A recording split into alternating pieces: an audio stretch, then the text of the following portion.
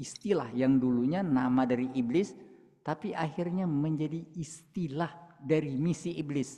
Nah, iblis itu dia punya misi syaiton namanya. Misi iblis itu, makanya namanya setan, dia punya misi. Misinya syaiton. Apa syaiton itu? Menjauhkan manusia dari kebenaran. Oleh karena itu, siapa saja yang menjauhkan manusia dari kebenaran namanya syaiton, walaupun dia manusia. Mari kita lihat surat 2. Jadi kalau setan, nah kita langsung berpikir makhluk halus. Enggak. Yang namanya jin enggak semuanya setan. Yang namanya jin itu ada yang muslim. Tapi manusia yang sama misinya dengan iblis, yaitu syaitona, menjauhkan manusia dari kebenaran, itu disebut dengan syaitan, seperti dikatakan di surah Al-Baqarah ayat 14. Wa idza laqul ladzina amanu qalu amanna wa idza khalau ila syayatinihim syayatin. Silakan. Apabila mereka berjumpa dengan orang yang beriman, mereka berkata, kami telah beriman. Akan tetapi apabila mereka menyendiri dengan setan-setan atau para pemimpin mereka, mereka berkata, sesungguhnya kami bersama kamu, kami hanya pengolok-olok. Jadi pemimpin-pemimpin yang menjauhkan manusia dari kebenaran, Quran mengatakan itu syaitan. Jadi sekali lagi, syaitan walaupun semula menjadi gelar dari iblis, tapi gelar setan itu dikenakan juga ditujukan kepada siapa saja yang memiliki misi yang sama dengan iblis, yaitu syaitona, menjauhkan manusia dari kebenaran. Dan itu sumpah iblis. Iblis bersumpah, aku berikan tangguh sampai hari kiamat, tujuanku hanya menghalangi manusia dari rahmatmu. Jadi kalau kemarin kita bicara rahim, jauhkan manusia rahmatmu. Aku akan halangi mereka mendapatkan rahmatmu. Itu sumpah iblis yang terus berlanjut sampai sekarang. Seperti tertera di surat 15 ayat 39. Qala rabbi bima aghwaytani la uzainanna lahum fil ard. Silakan. Ia iblis berkata, Tuhanku, oleh karena engkau telah memutuskan bahwa aku sesat, aku pasti akan dijadikan kejahatan terasa indah bagi mereka di bumi. Dan aku akan menyesatkan mereka semuanya. Aku akan sesatkan mereka semua, sehingga mereka tidak menjadi penyembahmu, mereka menyembahku. Begitu hebatnya iblis itu. Aku akan buat sedemikian rupa sehingga manusia yang seharusnya iyyaka na'budu wa iyyaka nasta'in mengabdi kepada Allah, enggak. Dia hanya mengatakan mengabdi kepada Allah, padahal sebenarnya dia menjadi budak dari syaitan. Itu ditegaskan di surah 36.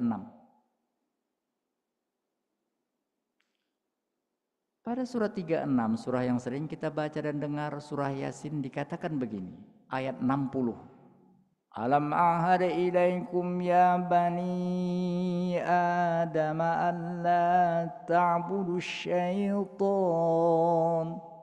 innahu lakum aduwwum mubin. Silakan.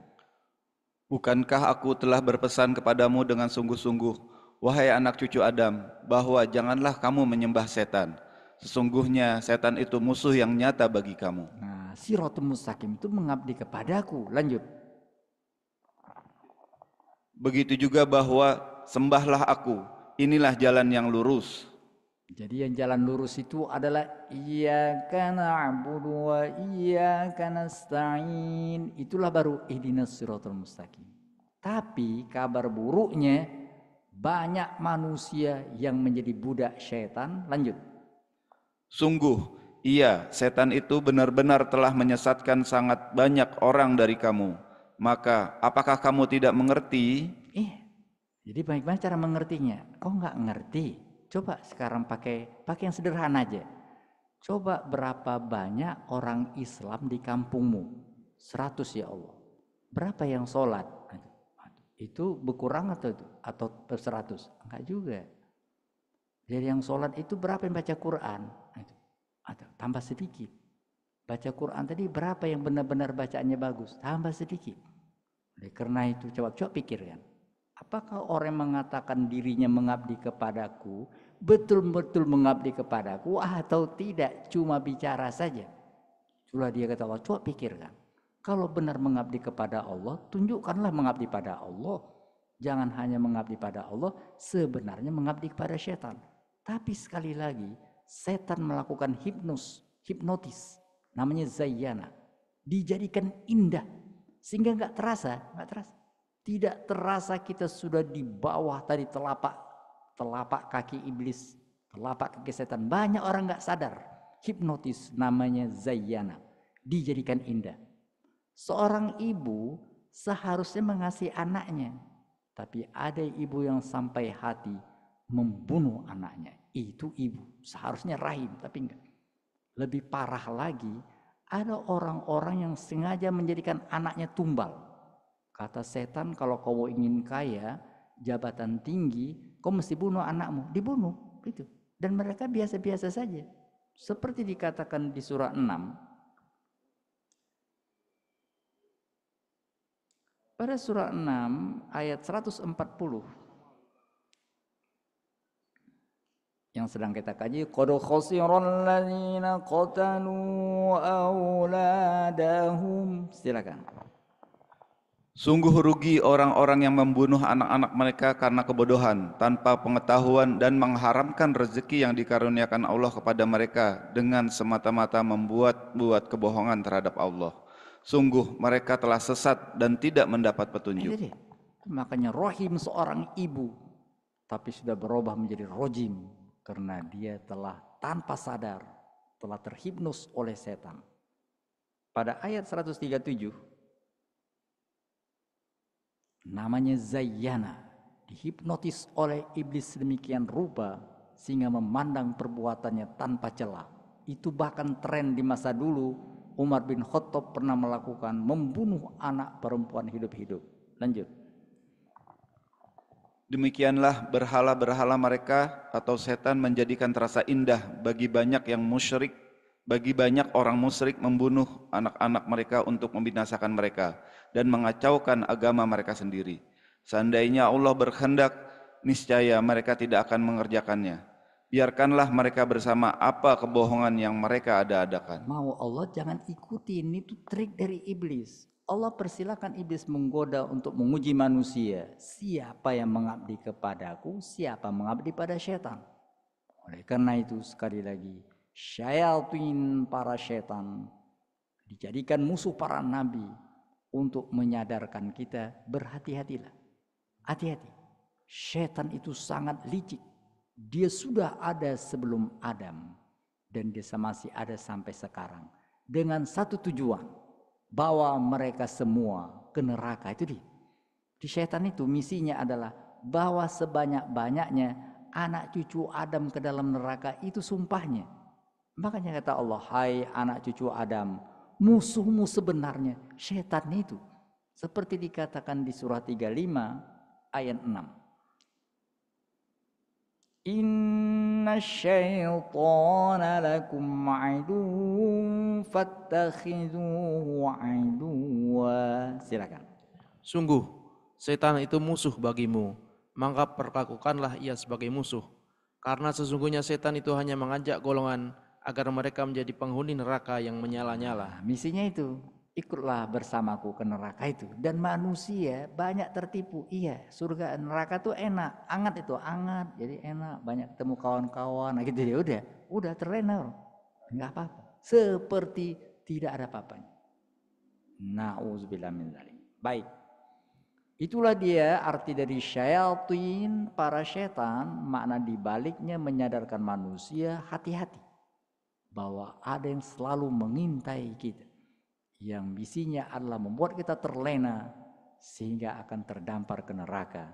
Na'udzubillah min dzalik. Kita masuki bahagian kedua, hubungan. Bila judul terakhir kita rahmah, kasih sayang, maka judul sekarang mengingatkan misi dari syaitan, yaitu para setan, menjauhkan manusia dari rahmat. Jadi kalau rahmat Allah berakhir ke surga, maka namanya tadi laknat dari iblis tadi, misinya adalah melemparkan manusia ke dalam neraka. Itu dia hubungannya. Jadi bila judul yang lalu tentang kasih sayang Allah, kembalilah ke rahmatullah, berpulanglah ke rahmatullah.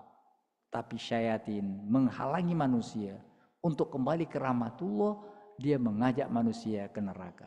Na'udzubillah min dzalik.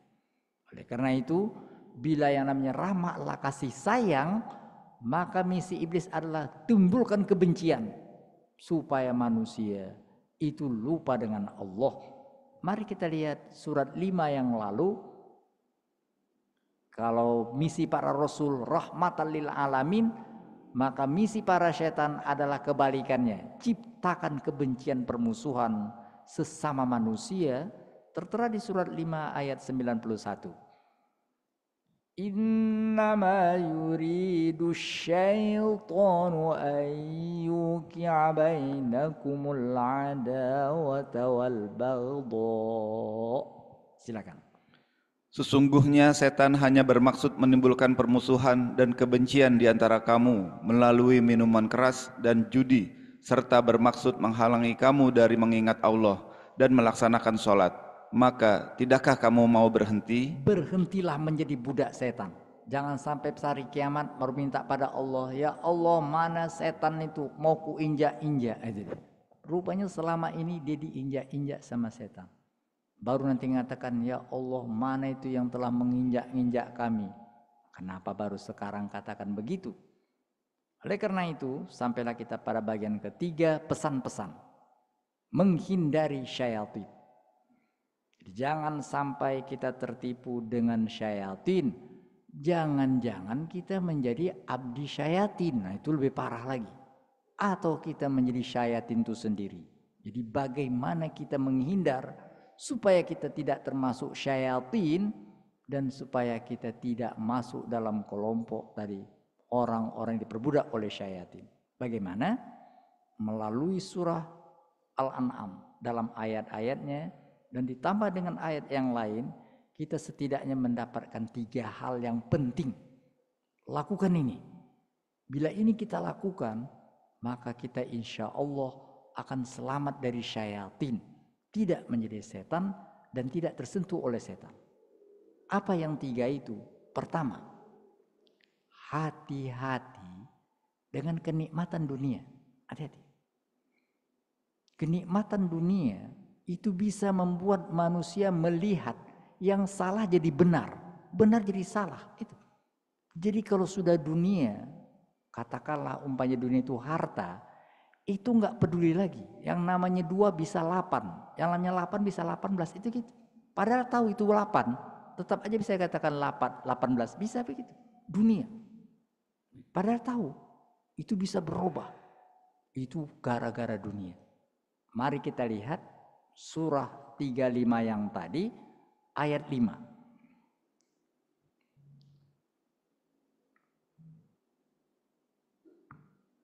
Jadi hati-hati dengan daya tarik dunia itu dikatakan di surah 35 ayat 5. Wahai manusia, sesungguhnya janji Allah itu benar. Maka janganlah sekali-sekali kehidupan dunia memperdayakan kamu, dan janganlah setan yang pandai menipu memperdayakan kamu tentang Allah. Pintar menipu. Pada surah 6 itu dikatakan di ayat 130. Ya ma'syarul jinni wal ins. Silakan. Surah 6, surah yang sedang kita kaji, ayat 130. Mereka mengaku ini gara-gara dunia kami tertipu. Lanjut. Allah berfirman, wahai golongan jin dan manusia, tidakkah sudah datang kepadamu rasul-rasul dari kalanganmu sendiri yang menyampaikan ayat-ayatku kepadamu dan memperingatkanmu tentang pertemuan pada hari ini? Mereka menjawab, ya, kami menjadi saksi atas diri kami sendiri. Namun mereka tertipu oleh kehidupan dunia. Mereka telah menjadi saksi atas diri mereka sendiri bahwa mereka adalah orang kafir. Jadi gara-gara yang namanya tadi daya tarik dunia bisa membuat salah. Jadi nggak mesti dihipnotis dalam artian tadi yang harfiah, dihipnotis enggak gitu. dibuat matanya nanti mandang itu. Enggak perlu begitu, enggak perlu. Dia tahu, sadar, tapi gara-gara dunia itu bisa yang benar dikatakan salah. Contoh di surat 2 ayat 188. Contohnya, kalau dihipnotis tadi ternyata pakai permainan gitu, itu sudah wajar karena pikirannya sudah diracu. Tapi ini enggak, ini tahu, sadar. Nah, itulah hipnotis tingkat tinggi dunia. Mari kita lihat surat 2 ayat 188. Janganlah kamu makan harta di antara kamu dengan jalan yang batil, dan janganlah kamu membawa urusan harta itu kepada para hakim dengan maksud agar kamu dapat memakan sebagian harta orang lain itu dengan jalan dosa, padahal kamu mengetahui. Nah, ini hakim tahu ini nggak boleh. Tidak tahu orang ini, Pak, boleh Pak nggak dibolehkan dikit, Pak? Dibolehkan dikit. Itu iya, udah nggak apa-apa gitu. Dibolehkan dikit itu. Padahal tahu itu nggak boleh. Siapa membuat itu? Bukan orang nggak ngerti. Itu orang mengerti hukum. Kamu bawa perkara ke hakim yang ngerti. Dia katakan begini. Padahal dia tahu itu dosa. Coba. Bukan hipnotis, bukan. Itulah dia yang terjadi. Makanya Allah katakan. Banyak orang sudah menjadi budak setan. Kau apa nggak lihat? Itu di depan mata. Nah, karena itu sekali lagi hati-hati. Agar tidak menjadi budak setan, maka berhati-hatilah dengan daya tarik duniawi. Itu mudah dikatakan dalam ujian teori, oke, jangan dunia, prakteknya berat. Oleh karena itu hati-hati. Bahkan orang pergi haji saja, udah sampai ke Mekah, itu kata Allah, kenapa kalian ini pikirnya cuma dunia, nggak ada kata-kata akhirat. Itu padahal sudah pergi haji. Padahal haji itu intinya mengingatkan kita tentang surga akhirat. Lepas seperti dikatakan Allah di surat 2 ayat 200. Al-Baqarah 200. Udah sampai ke depan Ka'bah. Yang dimintanya adalah dunia saja. Mari kita lihat surat 2 ayat 200.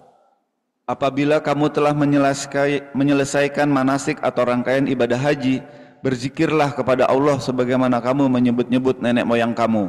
Bahkan berzikirlah lebih dari itu. Di antara manusia ada yang berdoa, "Ya Tuhan kami, berilah kami kebaikan di dunia."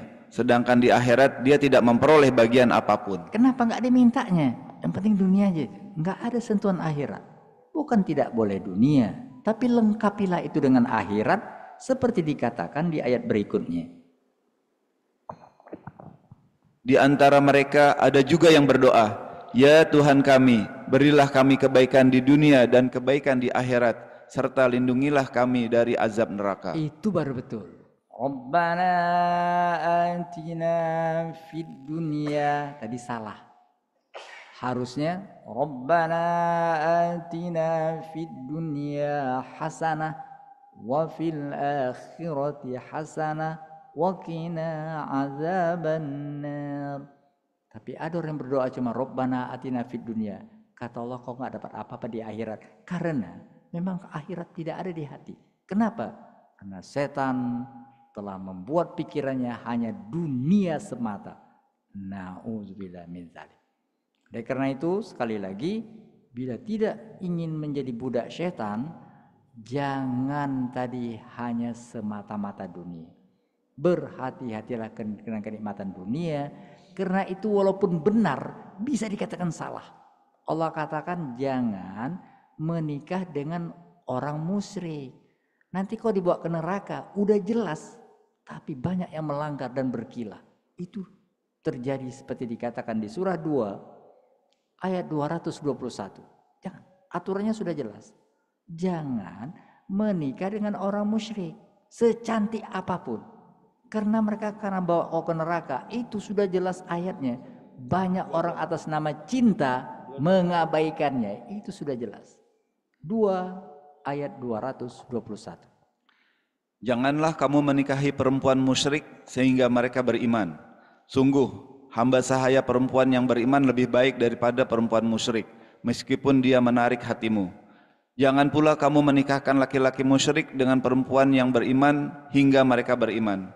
Sungguh, hamba sahaya laki-laki yang beriman lebih baik daripada laki-laki musyrik, Jangan lakukan meskipun itu. dia menarik hatimu. Jangan lakukan. Kenapa? Lanjut. Mereka mengajak ke neraka, Kok ke neraka nanti kata Allah. Terusnya. sedangkan Allah mengajak ke surga dan ampunan dengan izinnya.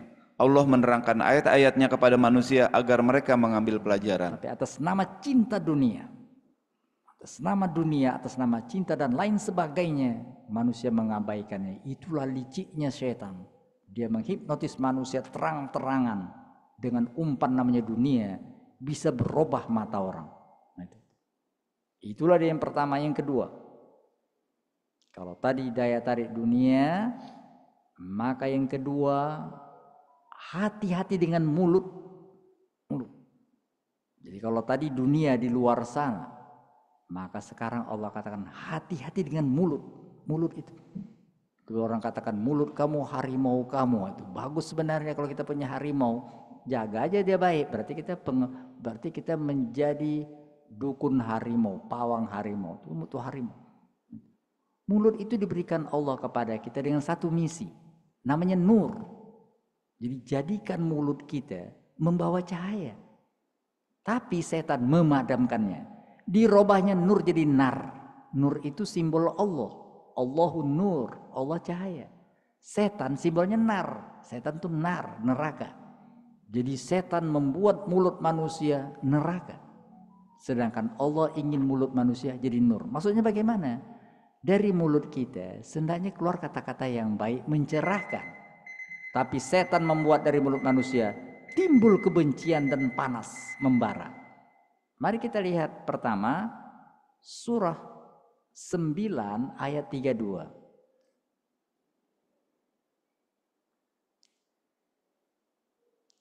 Pada surah 9 ayat 32 dikatakan begini.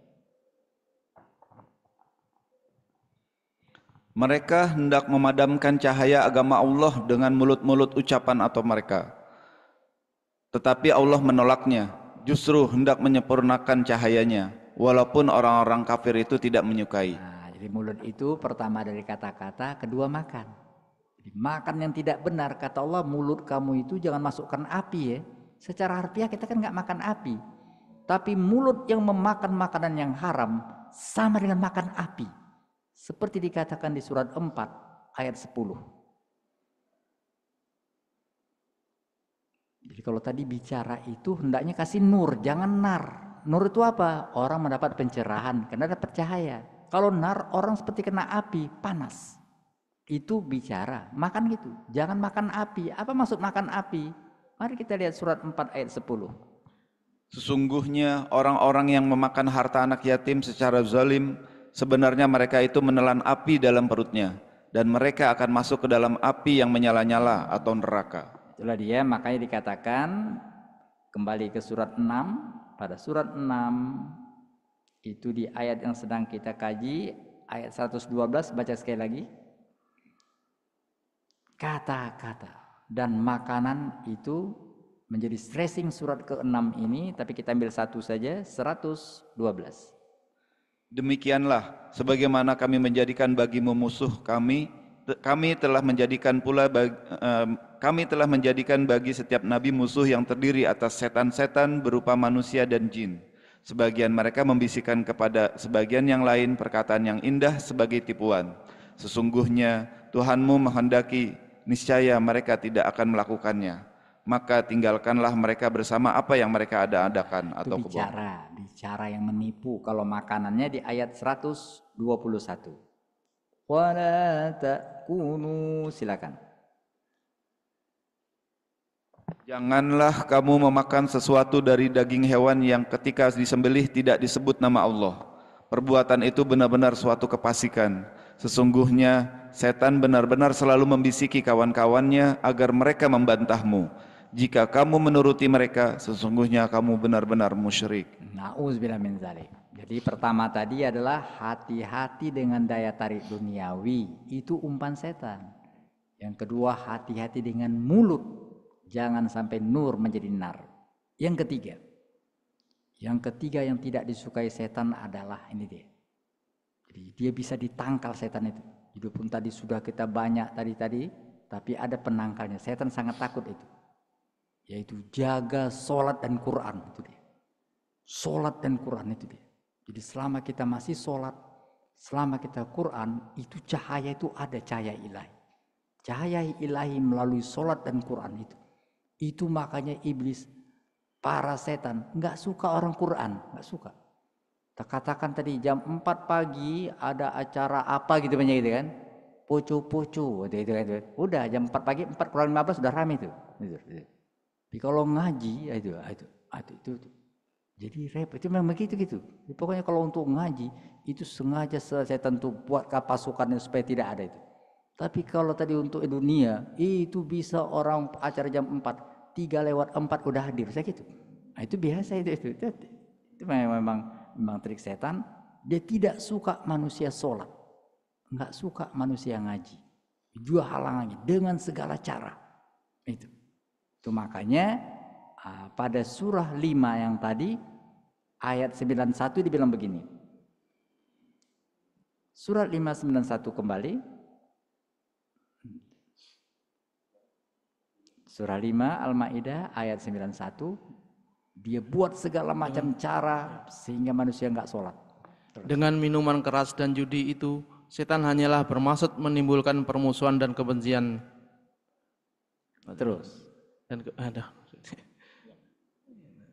Dan kebencian di antara kamu dan menghalang-halangi kamu dari mengingat Allah dan melaksanakan sholat, maka tidaklah kamu mengerti, mau berhenti. Kamu mengerti. Pada surah 6 yang sedang kita kaji, itu mari kita lihat pertama tentang sholat ya. Kita lihat surat 6 ayat 90.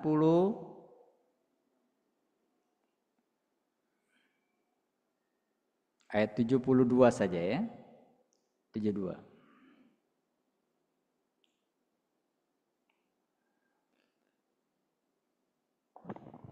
Ya. Dan agar melaksanakan sholat serta bertakwa kepadanya.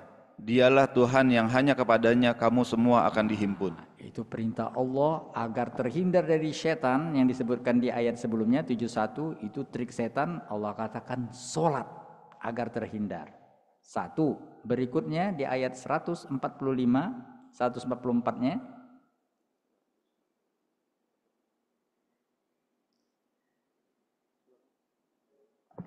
...155 saja langsung. 155 lebih singkat. Surat 6 juga. Surat 6 juga, Pak. Wa hadza kitab. Silakan. Al-Quran ini adalah kitab yang kami turunkan lagi diberkahi. Maka ikutilah dan bertakwalah agar kamu dirahmati. Agar dapat rahmat Allah, pegang Quran. Itulah dia 3 pesan penting supaya tidak menjadi syayatin atau menjadi budak syayatin. Pertama, hati-hati dengan daya tarik duniawi. Kedua, jaga mulut dengan baik, kata-kata dan makanan. Yang ketiga, jaga Quran dan sholat. Mudah-mudahan kita semua terhindar dari pengaruh syayatin. Amin ya rabbal alamin. Shadaqallahul azim. Assalamualaikum warahmatullahi wabarakatuh. Waalaikumsalam warahmatullahi wabarakatuh. Baik, kita buka ruang tanya jawab. Barangkali dari bapak-bapak ada yang mau ditanyakan, baik di masjid maupun di ruang online, dipersilahkan.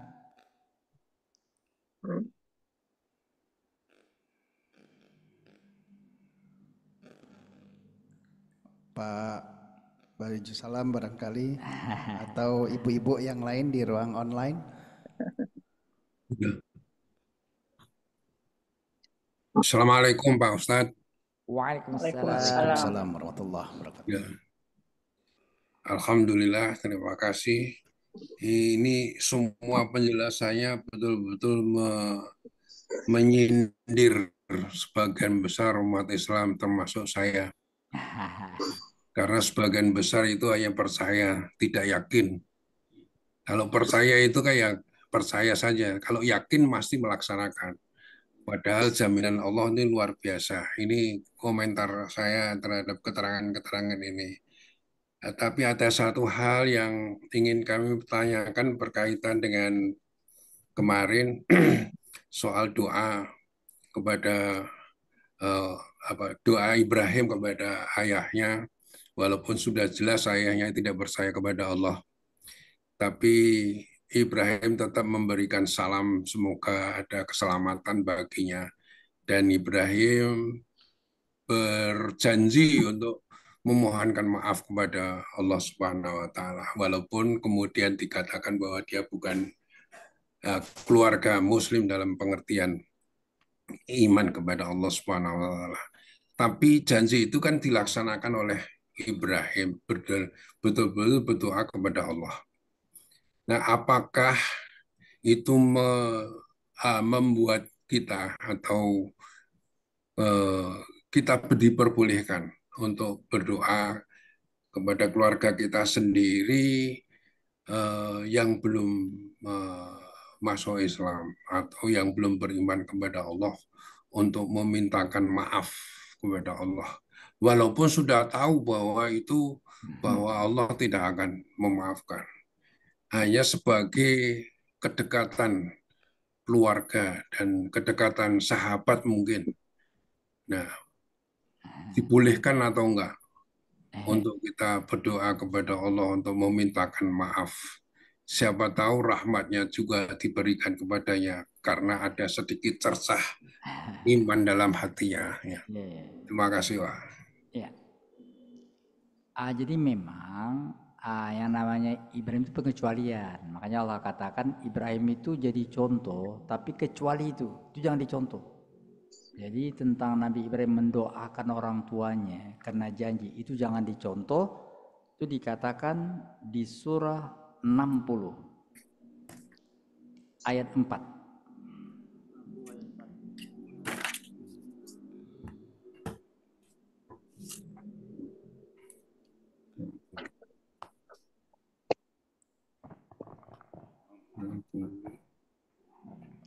Pada surah 60 Mumtahana ayat 4 dikatakan begini.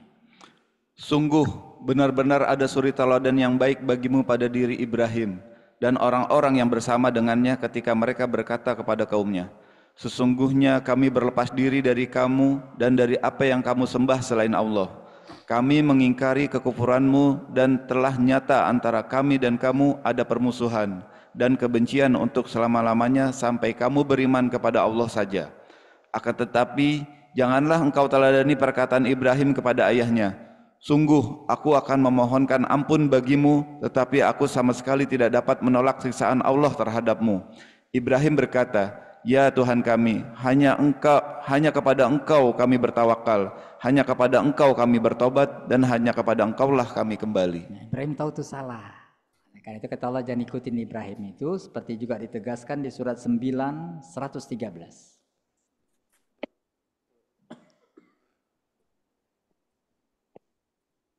Yang benarnya nggak boleh gitu. 9 113. Tidak pantas bagi Nabi dan orang-orang yang beriman memohonkan ampunan kepada Allah bagi orang-orang musyrik, sekalipun orang-orang itu kaum kerabatnya, setelah jelas bagi mereka bahwa orang-orang musyrik itu penghuni neraka jahanam. Ibrahim kok doakan? Lanjut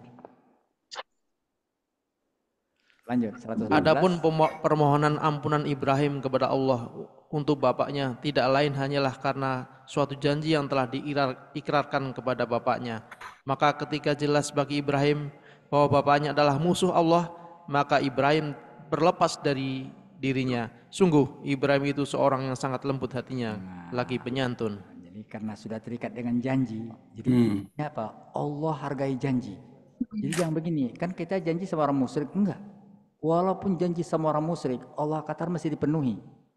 Di surat yang sama, surat 9, jadi jangan mentang-mentang ini kan orang musyrik, enggak apa-apa kita tipu. Tunggu, jangan begitu. Itu kalau kita memenuhi janji, itu sifat Allah. Itu Allah hargai, walaupun sama orang musyrik. Mari kita lihat ayat 4. Surah 9 ayat 4.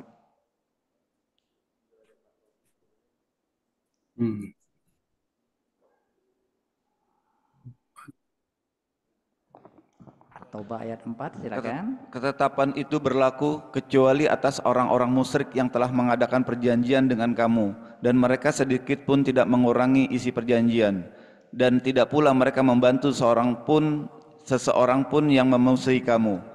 Maka terhadap mereka itu penuhilah janjinya sampai batas waktunya. Sesungguhnya Allah menyukai orang-orang yang bertakwa. Tanda orang bertakwa memenuhi janji. Ibrahim sudah berjanji, walaupun sama orang musyrik, penuhi. Tapi setelah itu jangan. Sekali itu aja untuk menepati janjinya. Secara umum tidak boleh kita mendoakan ampunan. Kira-kira Pak? Ya. Makasih Pak, jelas. Baik, silahkan barangkali ibu-ibu, Bu Khalida, Bu Wiwi barangkali atau Bu Dini yang lain barangkali silahkan kalau misalnya ada yang mau ditanyakan karena ini memang petunjuk Allah nih. Tadi mohon maaf Ustadz sambil nunggu barangkali ada pertanyaan. Di sini kan tadi Ustadz yang pertama adalah menghindari daya tarik dunia. Ini memang terlihat sekali sekarang ini kita tuh sangat mudah terjebak oleh daya tarik dunia dan juga barangkali kekhawatiran terhadap apa yang akan terjadi ke depan. Jika tidak saya ambil kesempatan ini, saya tidak dapat. Nah ini yang barangkali juga Ustadz perlu bagaimana kita kadang-kadang terutama masalah rezeki, masalah kesempatan yang kadang-kadang kita harus akhirnya bermaksiat kepada Allah. Iya. Itu dia tadi itu. Itu jebakan itu. Makanya Allah katakan jangan lakukan itu. Karena kita nggak tahu. Pas menit kita melakukan kita mati gitu. Itu trik setan gitu dia. Nah, ini kesempatan, tunggu dulu. Kesempatan itu bisa menjadi kesempitan. Nah itu memang setan triknya gitu dia. Dia sampai last minute orang itu bagaimana supaya kafir itu rencana dia. Seperti dikatakan di surat 59. Jadi dia melupakan kita dengan waktu. Kita kira ini kesempatan, tunggu dulu kesempatan itu. Benarkah kesempatan kita sempat lagi hidup atau pas kesempatan kita mati? Kalau enggak itu berarti kan kita diarahkan untuk mati dalam keadaan yang enggak baik. Seperti dikatakan di surat 59 mulai ayat 16.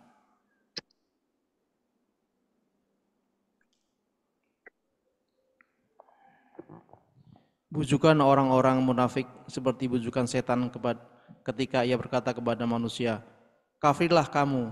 Kemudian ketika manusia itu menjadi kafir, ia berkata, sesungguhnya aku berlepas diri dari kamu, karena sesungguhnya aku takut kepada Allah, Tuhan seluruh alam. Iya, jadi pas dia melakukan itu, pas mati ya coba itu. Kan itu mengerikan. Ini kesempatan, iya betul kesempatan. Tunggu kan ada kita yang nggak tahu. Kesempatan kita ambil itu bisa bujukan untuk mengarahkan kita meninggal pada saat mengambil yang nggak benar. Nauzubillah min dzalik. Dia ada cerita dulu, ini nggak pantas diceritakan itu, namanya ada, tempatnya jelas, tapi untuk sebagai pesan aja ya, nggak boleh diceritakan itu aib.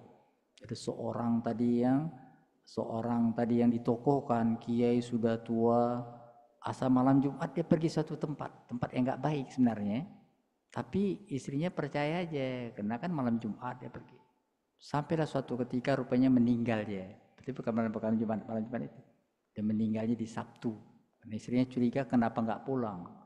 Rupanya ketahuan dia di hari Sabtu itu meninggalnya di suatu tempat yang nggak bagus gitu.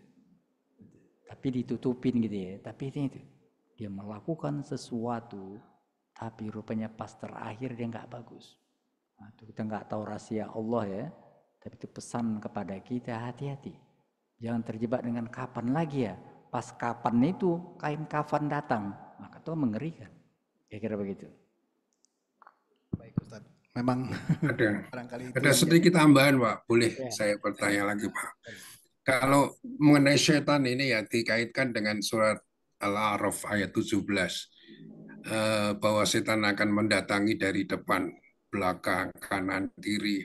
apa sih tujuan yang ke depannya itu apa, yang di belakangnya apa, kanannya apa, kiri apa. Nah itu kalau saya pada tafsirannya itu hanya pokoknya segala penjuru. Tapi apa sebenarnya yang di depan itu, yang dituju setan itu apa, dan seterusnya. Terima kasih Pak Ustaz. Ya. Depan itu artinya tujuan. Tujuan kita kan depan kan menuju ke depan. Jadi tujuan dibuat setan, tujuan manusia bukan akhirat, tapi dunia. Di belakang itu yang menarik-narik kita, dunia ini yang akan kita tinggalkan. Dibuatnya kita mengarahkan perhatian kepada dunia. Kalau tadi melupakan kita kepada akhirat, belakang itu membuat kita tertarik langsung ke dunia, ngetem di dunia. Kanan artinya right, right itu benar. Dibuatnya kita sulit untuk berada pada kebenaran, nggak tahan buat benar gitu. Udah jelas itu benar, sulit gitu. Katakanlah sholat itu kan benar, Quran itu benar, tapi nggak betah. Dibuatnya orang nggak sabar di right, right itu kanan, kebenaran. Kiri itu sebenarnya left, left itu kiri, tinggalkan. Tapi manusia banyak yang ngetem di kiri ya kayak gitu.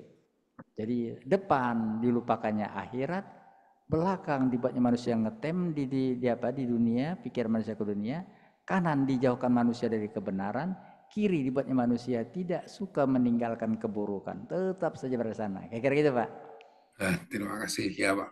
Ya mudah-mudahan bangsa kita tidak termasuk yang itu. Baik, terima kasih. Ada lagi barangkali bapak-bapak, ibu-ibu, karena hari sudah lebih beranjak. Mungkin mohon maaf, Assalamualaikum Pak Dokter. Waalaikumsalam. Untuk kepastian aja, saya masih belum paham itu yang tadi disebutkan perjanjian dengan orang kafir itu apa, perjanjian yang semacam apa itu Ustadz? Terima kasih. Di surat Taubat ini perjanjian damai. Jadi Nabi itu waktu pertama di Madinah itu tidak saja komunitas muslim, komunitas yang ada di waktu di Madinah itu adalah komunitas muslim, Yahudi, Nasrani. Itu makanya namanya piagam Madinah. Jadi perjanjian bahwa kita saling menjaga gitu.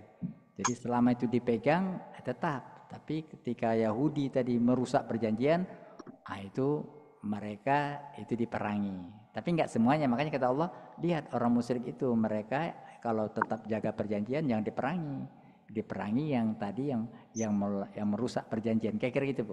Itu mengarah janji perdamaian ya Ustaz ya. Untuk saling menghargai, saling gitu.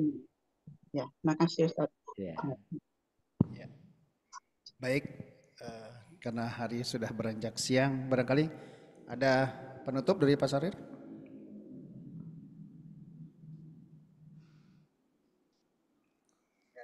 Iya.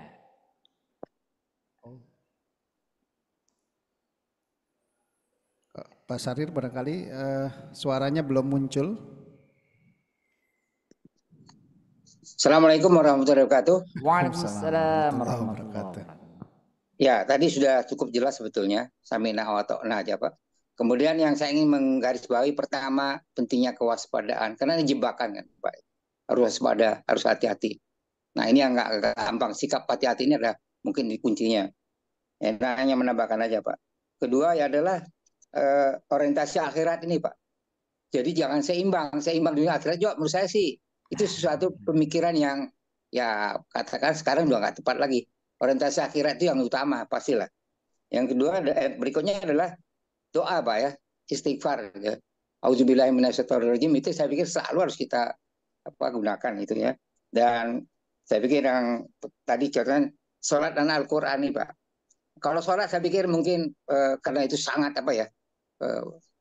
sepenting, saya pikir rata-rata mungkin yang memang nggak terlalu meninggalkan itu. Tapi kalau baca Al-Quran di sini godaannya banyak Pak ya. Jadi sekali lagi bagaimana kita istiqomah. Saya pikir tadi sudah cukup poin-poinnya ya, keywords-nya sudah jelas. Mari kita bersama-sama semoga kita bisa melaksanakan dengan baik. Demikian, terima kasih Pak Ustadz atas ya pesan-pesannya. Demikian, wassalamualaikum warahmatullahi wabarakatuh. Waalaikumsalam warahmatullahi wabarakatuh. Baik Ustadz, sebelum ditutup tadi saya di awal sampaikan untuk Ustadz memimpin doa, termasuk juga barangkali doa untuk jamaah kami, Bapak Adam. Ya, silakan Ustadz. Dan mari kita doakan saudara-saudara kita, khususnya tadi disebutkan, semoga Allah memberikan ampunan, memberikan rahmat, dan menempatkannya di surga Jannatun Naim. Amin. Al-Fatihah. Bismillahirrahmanirrahim. Alhamdulillahi Rabbil Alamin. Maliki Ar-Rahmanir-Rahim. Maliki yaumiddin. Iyyaka yaumiddin. na'budu wa Iyyaka iyyaka na'budu wa nasta'in. iyyaka Ihdinas nasta'in. siratal Ihdinas siratal mustaqim. Siratal ladzina an'amta 'alaihim ghairil maghdubi 'alaihim waladdallin.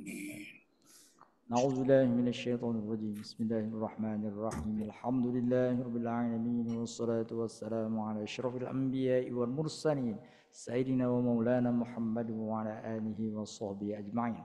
Allahumma rabbana ighfir lana dzunubana wa liwalidina wa li ikhwanina alladzina sabaquna bil iman. Khususan ya Allah kepada yang telah disebutkan namanya tadi. Allahumma ighfir lahu warhamhu wa'afihi wa'fu anhu wa akrim nuzulah wa wasi' madkhalah bi rahmatika ya arhamar rahimin. Rabbana atina fid dunya hasanah wa fil akhirati hasanah wa qina adzaban nar. Wa sallallahu wasallam ala khair khalqihi sayyidina wa maulana Muhammad wa ala alihi wa sahbihi ajma'in. Walhamdulillahi rabbil alamin. Subhanakallahumma wa bihamdika asyhadu an la ilaha illa anta astaghfiruka wa atubu ilaik. Assalamualaikum warahmatullahi wabarakatuh. Waalaikumsalam Waalaikumsalam warahmatullahi wabarakatuh.